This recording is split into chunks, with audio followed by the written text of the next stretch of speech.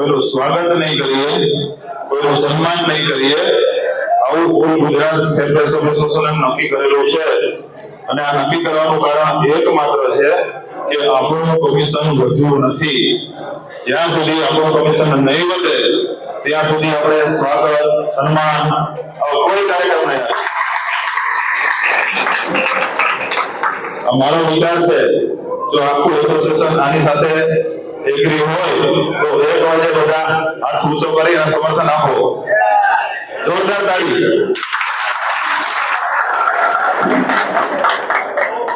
આપણા ઘરમાં સગાઈ લગ્ન હોય, ખુશીના કઈ બીજા પ્રસંગો હોય ત્યારે જેટલી આપણી સગવડતા હોય, જેટલો આપણો ઉત્સાહ હોય એ મુજબ આપણે કાર્યક્રમ કરતા હોઈએ છીએ, એનું ઉજવણું આપણે કરતા હોઈએ છીએ. એટલે આપણો ગુજરાત ફેરફાર એસોસિએશન આપણો પરિવાર છે. આપણા પરિવારમાં આપણે કાર્યક્રમો કરીએ છીએ. ભૂતકાળમાં આપણે ભાવનગર ભાઈ આપણા મિત્રની આપણે એનું ફેરવેલ રાખેલું હતું વિજય સમારંભ. ત્યાર એની પહેલા આપણે સોમનાથની અંદર જે કારોબારી કરેલી હતી એ કારોબારીની અંદર જે દાદાજીનો જે સોમનાથ દાદાનો જે ધજાનો કાર્યક્રમ હતો, બધા મિત્રોએ ખૂબ આનંદ કરેલો હતો. પરિવારથી આવા કાર્યક્રમો કરવાના છે, આનંદ પણ કરવાના છે, પણ પરિવારની અંદર ક્યારેક શોક, ક્યારેક માતમ આવે ને ત્યારે આપણે સારું ખાવાનું પણ અવોઈડ કરતા હોઈએ છીએ, સારા કપડા પણ નથી પહેરતા. આપણો સ્વજનને કોકને આપણે ગુમાવી, કોક આપણા સ્વજન બીમાર હોય, વાતાવરણ આપણું એપીએસ ભાઈઓ માટે વાતાવરણ એ પ્રકારનું છે કે આપણું કમિશન નથી હોતું. આ માહોલ શોકનો છે, માટે આપણે કાર્યક્રમોની ઉજવણી નહીં કરીએ, સન્માન નહીં કરીએ, સ્વાગત કોઈનું નહીં કરીએ, મંચ ઉપરથી કાર્યક્રમ નહીં કરીએ. આજના દિવસની વાત કરું તો આજે થોડીક અમારે ચૂક થઈ ગઈ છે. અમે નિર્ણય લીધો હતો ગઈકાલ રાતે અમે તો આવી ગયા હતા, પણ અમે ગોરધનભાઈને કહી શક્યા નહીં, એટલે એને જરાક આ સ્ટેજની વ્યવસ્થા કરી દીધી છે. પણ આ સ્ટેજનો આપણે આવકાર કરીએ છીએ. આપણો જે કાર્યક્રમ થશે તે રાઉન્ડ ટેબલમાં થશે. જે આપણે લાસ્ટમાં 59માં જે કાર્યક્રમ રાઉન્ડ ટેબલમાં કર્યો હતો, રાઉન્ડ ટેબલમાં જ કરશું. એ રાઉન્ડ ટેબલની અંદર પહેલી રોમાં રાજ્ય એસોસિએશનના કારોબારીના સદસ્યશ્રીઓ બેસશે, ત્યારબાદ જિલ્લાના જે પ્રમુખ છે તે બેસશે, ત્યારબાદ તાલુકાના આગેવાનો અને બીજા બધા સક્રિય દુકાનદાર ભાઈઓ બેસશે. આપણો કાર્યક્રમ વ્યવસ્થિત ચાલુ હમણાં થોડા સમયમાં કરવાના જઈ રહ્યા છીએ. જીતેન્દ્રભાઈ નંદા આવી ગયા છે, કાર્યક્રમનું સંચાલન જીતેન્દ્રભાઈ કરવાના છે. પરંતુ આપણી પાસે સમય હતો, આપણા ઘણા બધા મિત્રો અનુભવ ગયા હતા, લગભગ મિત્રો આવી ગયા છે જે લોકો આવવાના હતા અને કદાચ કોઈ પરિવારમાં આવી જશે ત્યારે હું મારી વાત પૂરી કરું કે આપણને સરકાર કોઈ પણ કામગીરી આપે તો એની આધિકારિકતા હોવી જોઈએ. પૈસા ઠીક છે, વર્તમાન આર્થિક યુગ છે, પૈસા વગર એક ડગલું ક્યાંય નથી માંડી શકતા, એટલે પૈસા જરૂરી છે, એટલે પૈસા તો આપણે જોઈએ જ. પરંતુ કોઈ પણ વસ્તુની કામગીરીની તમને આધિકારિકતા મળશે ને તો તમારું સન્માન વધશે. આપણું સન્માન ક્યારે વધે કે કંઈક એક તલાટી મંત્રી હોય, 7 ભાગ કાઢતો હોય કદાચ, તો 7 ભાગ લેવા માટે જે ખેડૂત હોય એને તલાટી મંત્રી પાસે જવું પડે અને ખેડૂત શું કહે કે સાહેબ મારે 7 ભાગ હોય છે. તમારી પાસે નાની એવી સત્તા હોય, નાની એવી કામગીરી કરવાની સત્તા હોય ત્યારે તમને સન્માન મળશે. આપણે પૈસા મેળવવાના છે, સાથે સાથે આપણો જે હોદ્દો છે એપીએસ તરીકેનો એનું પણ સન્માન વધે એના માટે કામગીરી કરવાની છે. એટલે પૈસા અને સન્માન બંને વસ્તુ આપણે જોઈ છે. કોઈ પણ કામગીરી આપણે કરીએ ત્યારે કામગીરીની આધિકારિકતા અને એની સેલેરી આ બંને વસ્તુ માટે આપણે લડવાનું છે. ભૂતકાળ જે કંઈ પણ હોય આપણો એ ભૂતકાળ સમય અને સંજોગોને અનુરૂપ હતો. કોઈની ઈચ્છા શક્તિ હોય કે કોઈની મજબૂરી હોય એ કોઈ મહત્વનું નથી. હાલમાં સરકારે નક્કી કરેલું છે કે ભાઈ પારદર્શિકતા લાવી છે તો અમારો પૂરેપૂરો સપોર્ટ છે. પારદર્શિકતા લાવો, બરાબર, જેવી લેવી ત્યારે લાવો. પરંતુ વેપારી તરીકે દુકાનદાર દુકાન ચલાવતો હોય ત્યારે દુકાન ચલાવવાનો ખર્ચ અને પરિવારનો ભરણ પોષણનો ખર્ચ આ બે જ ખર્ચ આપણે માંગી છીએ. આના સિવાય કોઈ લક્ઝરી ફેસિલિટી આપણે માંગતા નથી. આ માટે આપણે પૂરેપૂરા અધિકારી છીએ આપણે આ વસ્તુ બંને મેળવવાના. કારણ કે આપણે આપણી પોતાની દુકાન એટલે કે દુકાનનું મકાન, આપણો દલાલ, કોમ્પ્યુટર ઓપરેટર, સહાયક, જે કાંઈ વસ્તુ લાઇટ બિલ થી માંડીને સ્ટેશનરી ખર્ચથી માંડીને જે કાંઈ ખર્ચ કરી છે એ એના બદલામાં 30,000 માંગી હતી અને એના બદલામાં 3 રૂપિયા માંગી હતી. આ 30,000 કે 3 રૂપિયા સીધા આપણા ખિસ્સામાં નથી જવાના. માટે આપણે આ કમિશનમાં વધારો માંગી છીએ. આ કમિશનનો વધારો એકદમ વ્યાજબી છે અને આ કમિશનનો વધારો આપણને મળવો જ જોઈએ. મળવો જોઈએ ને? તો આપણો નેક્સ્ટ ગોલ અને એકમાત્ર ગોલ 3 રૂપિયા રેગ્યુલર કમિશન અને 30,000 રૂપિયા મિનિમમ કમિશન.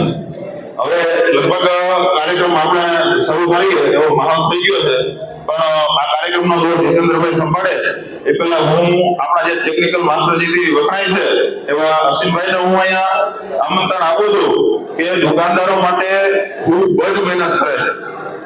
જે લેટેસ્ટ અને ઓર્ડરમાં જે એનો કાર્યક્રમ બનાવ્યો છે, આ કાર્યક્રમમાં હું તો ઉપયોગ કરું છું, હું તો ચલાવું છું. ઘણા બધા દુકાનદાર ચલાવતા હશે. કેટલો બધો જો હવે અમને નવું ચાલુ કર્યું ને એમાં તમારું સ્ટોક પત્રક આપોઆપ જનરેટ થઈ જાય. તમારા બાકી ગ્રાહકોનું લિસ્ટ તો આપોઆપ જનરેટ થઈ જાય. તમારું કમિશન તો આપોઆપ જનરેટ થઈ જાય. સૌથી મહત્વની વાત આપણા વિતરણની ટકાવારી, તો ટકાવારી પણ આપોઆપ જનરેટ થઈ જાય. આ બધી વસ્તુ આપણે ઘણી બધી ક્લિક બિલ બનાવતી વખતે કેટલી બધી ક્લિક કરવાની આવે છે ને, એ નેક્સ્ટ પછી બધી ક્લિકો ઓટોમેટિક થઈ જાય. રાત્રે રોકાતા 207 નંબરના રૂમની ચાવી જાહેરાત કરતો હતો. મારે જે સફાઈ વાળો આવ્યો તો ખાસ કરીને ગઈકાલે રાતેથી આપણે લોકો જે અહીંયા રોકાણા હતા પ્રીમિસિસમાં, ત્યારે જે 207 નંબરના રૂમની ચાવી આપણે જમા કરાવવાની છે. જે કોઈ ભાઈ પાસે આ ચાવી હોય અથવા તો આ રૂમમાં જે કોઈ રોકાણા હોય એ લોકો ચાવીની જે વ્યવસ્થા થાય એ કરે ફટાફટ જમા કરાવી દે. અસીમભાઈ વધારો. અસીમભાઈ મને એકવાર જોરદાર તાળીથી સ્વાગત કરો, કારણ કે આ વ્યક્તિએ કેટલી મહેનત કરી છે. હું અહીંયા મારા તાલુકાના મિત્રો બેઠા છે, હું દરરોજ કહેતો હોય કે તમે એક્સેલ શીટ ડાઉનલોડ કરો અને નીચે તમારું વેચાણ રજીસ્ટર મૂકો અને તમે ડુપ્લિકેટ વેલ્યુ કાઢી અને બાકીનું તમે લિસ્ટ બનાવો, પણ નથી કરતા. હવે આ બધી આપણી આળસ છે ને, એ આળસનું સોલ્યુશન આપણી પાસે અશ્વિનભાઈ આવી ગયા છે. અશ્વિનભાઈ પ્લીઝ. અશ્વિનભાઈ પ્રાપ્ત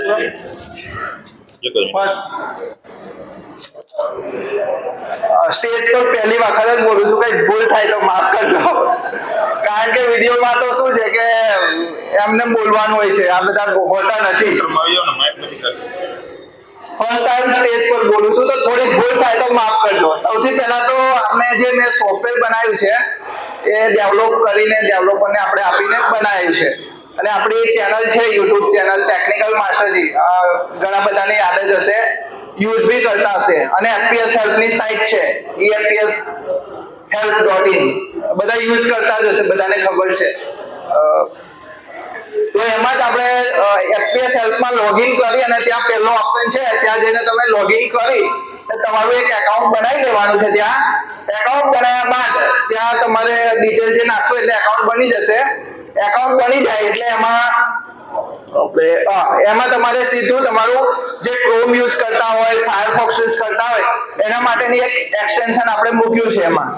તો એ એક્સટેન્શન તમારે ત્યાંથી ડાઉનલોડ કરી અને તમારે જે એક્સટેન્શન ઇન્સ્ટોલ કરીને આપણે ક્રોમ કે મોઝિલામાં નાખી દેવાનું છે. એકવાર નાખશો એટલે તમારો આઈડી પાસવર્ડ માંગશે, દુકાનનો આઈડી પાસવર્ડ તમારે એન્ટર કરી દેવાનો છે. એન્ટર કરશો એટલે પછી તમારું જે ઓટો સોફ્ટવેર ચાલુ થઈ જશે. બીજું કે તમારું જે સ્ટોક પત્રક છે, માસિક પત્રક છે, એ બધું જ ઓટોમેટિક આવશે. તમે ડેશબોર્ડ પર જોશો, આપણે અહીંયા કોઈ વસ્તુ તો છે નહીં કે બતાવી શકીએ. મોબાઈલ હોય તો ખોલીને આપણે બતાવી શકીશું, પણ અહીંયા કોઈ સ્ક્રીન બી નથી તો હું બતાવી શકું તમને, બરાબર? એટલે હિતુભાઈને ખબર છે, મેં એમને કાલે નાખી આપ્યું છે. અને આપણે ઘણા બધા દુકાનદાર, ચિરાગભાઈ બી વાપરે છે, બીજા ઘણા બધા દુકાનદાર બી વાપરતા હશે. કેટલા વાપરે છે આટલાથી? હા, તો કઈ વાંધો નહીં, તમે મારો નંબર લખી લો એકવાર, 9638104447. આ નંબર પર મને કોલ કરજો અને એનીડેક્સ કોમ્પ્યુટરમાં ડાઉનલોડ 9638104447. ગુજરાતીમાં બોલો 9638104447. આ નંબર સેવ કરી લેજો.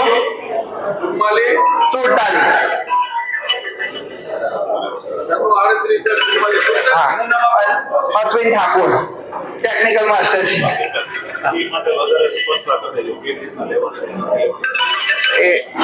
ફી માટે આપણે આવતા મહિને ડેવલપરને પૂછીને ફી એકદમ ઓછી રાખીશું.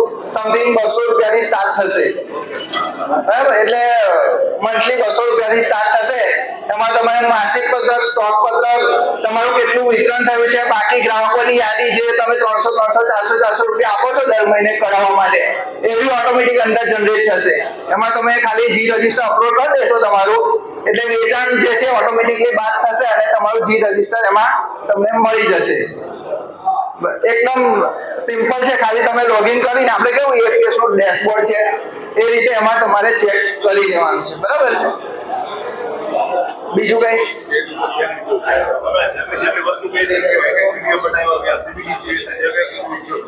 અને બીજું કે આપણે સીબીડીસી વિશે બી વિડીયો બનાવ્યો છે. આપણી કામગીરી નથી, પરંતુ એ વિડીયો આપણે ગ્રાહકોને શેર કરી દેવાનો છે, જેથી કરીને ગ્રાહક એમની જાતે કામગીરી કરે. આપણે સીબીડીસી ની કામગીરી કરવાની નથી. બીજું કે જે એકાઉન્ટ છે એનો બી મેં વિડીયો બનાવ્યો છે. આપણે મર્ચન્ટ એકાઉન્ટ બનાવવાનું છે સીબીડીસી માટે, સ્કેનર લેવા માટે. એનો બી આપણે મર્ચન્ટ માટે આપણે ફોર્મ ભરવાનું છે. મામલતદાર તરફથી ફોર્મ આપશે, એ આપણે ભરી અને એમાં 4 ડોક્યુમેન્ટ અપલોડ કરવાના છે: પાન કાર્ડ, આધાર કાર્ડ, તમારી જે બેંક અત્યારે જેમાં કમિશન આવતું હોય એ બેંકનો ચેક અપલોડ, કાં તો પછી તમે પાસબુક અપલોડ કરી શકો છો. બરાબર.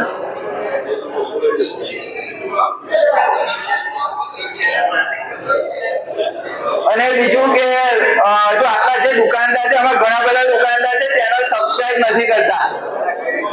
ખાલી વિડીયો જોઈ લે અને પછી વિડીયો જોઈને પછી ફોન કરશે કે અશ્વિનભાઈ અમને વિડીયોની લિંક મોકલો, તો હું બધાને ક્યાં વોટ્સઅપ કરવા જો. તો ચેનલ સબસ્ક્રાઇબ કરી લેજો. ટેકનિકલ માસ્ટરજી અત્યારે યુટ્યુબમાં સર્ચ કરશો એટલે નામ પેલું આવી જશે, ટેકનિકલ માસ્ટરજી ચેનલ. એને તમે સબસ્ક્રાઇબ કરી લેજો. દુકાનદારના મોસ્ટ ઓફ દુકાનદારના જ વિડીયો હોય છે. એમાં બધી દુકાનદારની જે પણ માહિતી હોય, નવો અપડેટ હોય કે નવી કોઈ પણ વસ્તુ આવી હોય તો આપણે એમાં વિડીયો બનાવી દઈએ છીએ. તો એ ચેનલ સબસ્ક્રાઇબ કરી લેજો. બરાબર છે.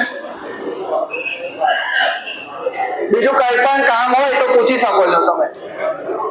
કઈ પ્રોબ્લેમ આવતો હોય તો પૂછી શકો છો. અહીંયા હું જવાબ આપી દઈશ.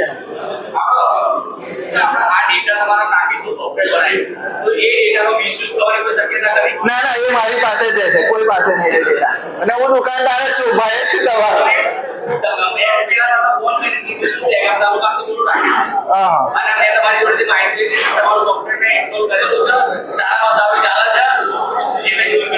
અને એ સોફ્ટવેરમાં છે તમે જ્યારે આપણે રેશન કાર્ડ નંબર નાખી અને નામ સિલેક્ટ કરી નેક્સ્ટ કરીશું ને તો બધી પ્રોસેસ પાછળની ઓટોમેટિક થશે. તમારે ક્લિક કોઈ બી જગ્યાએ નહીં કરવાનું, ડાયરેક્ટ ફિંગર પર લાઈન આવશે. તમે ફિંગર મૂકશો એટલે કસ્ટમર ફિંગર મેચ થાય એટલે સીધું તમારી કૂપન પર જનરેટ થઈ જશે. એટલે એની નેક્સ્ટ એકવાર ડેમો નખાઈ લેજો. જેને નાખવો હોય આપણે ડેમો તમને ફ્રીમાં નાખી આપીશું. બરાબર. ખાલી એની નેક્સ્ટ મને આપજો, કાં તો હું તમને 2148 એરર માટે મંથા જે કંપની થાય ને એમાં પ્રોબ્લેમ છે. આપણે કોઈ પ્રોબ્લેમ નથી એમાં. મંથા 2148 એરર માટે આપણે બીજું ડિવાઇસ જે યુઝ કરીએ છીએ સ્ટાર્ટેક 220U એ ચાલુ છે. એમાં કોઈ એરર નથી આવતી. હા, એમાં નથી આવતી, ઓછી આવે છે. પણ એ યુઝ નથી કરતા, ઓછા લોકો યુઝ કરે છે. વડોદરાની કંપની છે.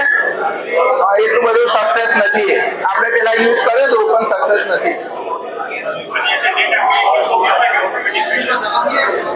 EFPS માસ્ટરમાં તમારે એમાં બી તમારા તપાસણીમાં જ્યારે પણ કોઈ અધિકારી આવ્યું હોય તો તમે પેલું 6 વાગ્યાથી 9 વાગ્યા સુધી કાઢી શકો છો. આ એની ટાઈમ ગમે ત્યારે કાઢી શકો છો. અને બીજું કે આપણે જે EFPS માં છે આપણે સેલ રજીસ્ટર કાઢવું હોય તો એ 6 વાગ્યા પછી કાં તો સવારના 9 વાગ્યા પહેલા કાઢી શકીએ છીએ આપણા EFPS માં. પરંતુ આપણા EFPS માસ્ટરમાં તમે ગમે તેમ એની ટાઈમ માઇક વગર જરા કોઈ ટ્રાય કરો બંધ કરી. ના નહીં મજા આવે. કેટલું સંભળાય? હા, નથી સંભળાતું.